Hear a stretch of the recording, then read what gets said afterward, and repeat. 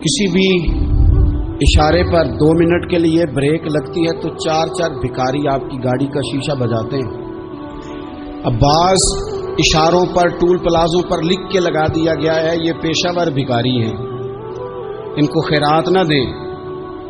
लेकिन मेरा सवाल ये है कि उन सारे भिखारियों को एक जगह पे खड़ा करके पूछना किसने है कि तुम भीख क्यों मांग रहे हो?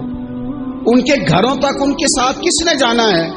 कौन आदमी है जो जाके उनसे कहेगा कि जनाब तुम क्यों खैरात के लिए खड़े हो, तुम्हारी मजबूरी क्या है? क्या रियासत की, हुकूमत की, ताजर की, मालदार की, तगड़े आदमी की ये ड्यूटी नहीं? उन तक रसाई किसने हासिल करनी है? वो बेवा जो पिछले साल दरवाजे पे ज़कात लेने आई थी वो इस साल भी आई है। वो खातून जिसे पिछले साल आटे का थैला दिया था वो इस साल भी आई है।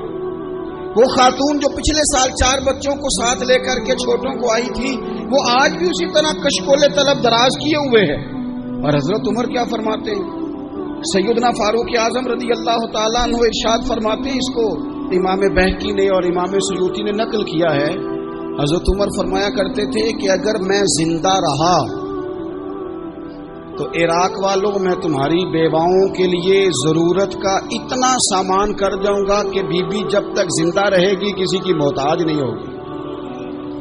उसके लिए इस तरह के असबाब पैदा कर दिए जाएंगे कि उसे हाजत नहीं होगी। उसके लिए मुस्तकिल बुनियादों पर उसके अखराजात देखकर उसके लिए एहतमाम कर दिया जाए। उसे दोबारा कशकोले तलब दराज करने की जरूरत नहीं पड़ेगी। एक सहाबी थे हजरत जनाब सैयदना खफाफ बिन ईमार गफ्फारी रदी अल्लाह ताला। इन्होंने बड़ा किरदार अदा किया था मैदान उहद में, इन्होंने और इनके साहिबजादे ने। तो इनकी बेटी एक दिन हजरत उमर के पास आई। अब वो बेटी ब्याह के जा चुकी थी, उसकी शादी हो गई थी। हजरत खफाफ बिन ईमार रदी अल्लाह ताला अन्हु की साहिबजादी अपने ससुराल चली गई थी, वहां उसका खामद इंतकाल कर गया। वो खातून वापस आ गई, वो हजरत उमर से मिली, बेवा औरत।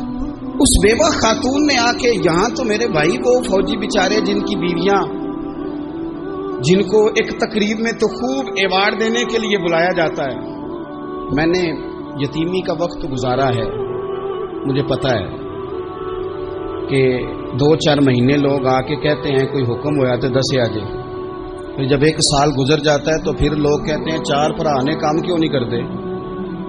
तो ऐसे तो नहीं ना कि अब्बा ऐसे ही चला गया था, बड़ा कुछ दे के गया है, किधर है फलानी चीज? लोगों का नजरिया थोड़े अरसे के बाद और हो जाता है। आपने बड़े बड़े शुहदा के घरों में अवार्ड तो दिए, क्या कभी आपने पलट कर दोबारा गौर किया कि उनके बच्चे कहाँ हैं, उनकी बेवा किस हाल में है? वो जमाने की तेज धूप और तेज आंधी का मुकाबला कैसे कर रहे हैं? बगैर बाप के जो इंसान को खुले आसमान तले वक्त गुजारना पड़ता है वो कितना को मुश्किल होता है।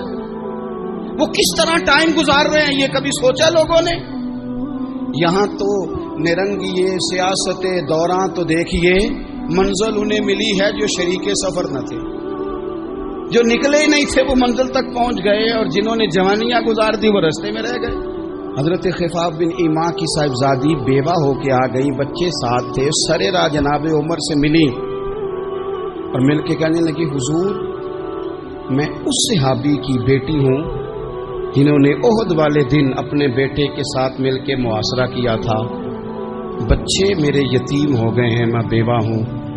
हजरत फारूक आजम रदी अल्लाह ताला अन्हु ने फहरिस्त नहीं मांगी, खर्चे की डिटेल नहीं मांगी, तुम आना फलाने से मिलना, परसों 9 बजे आ जाना दफ्तर, ये कोई बात नहीं की। हजरत उमर गौर से खड़े उस बेटी की बात सुनी, छम छम सैयदना फारूक की आंखों से आंसू गिरे, दौड़ के घर गए, एक ऊंट निकाला, वहां से माले गनीमत का माल के भर के 2 बोरियां, और बोरियों में क्या था?